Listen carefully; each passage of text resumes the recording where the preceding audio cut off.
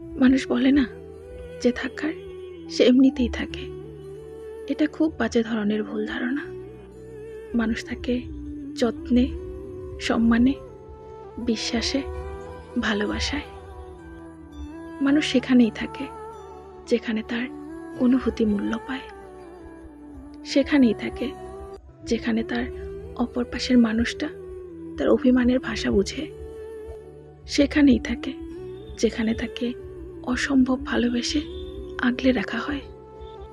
তার মন খারাপ অপর পাশের মানুষটাকে অস্থির করে তোলে। মানুষ ভালোবাসা লোভী। যেখানে সে ভালোবাসা, সম্মান পায়, সেখানে আঁকড়ে ধরে থাকতে চায়।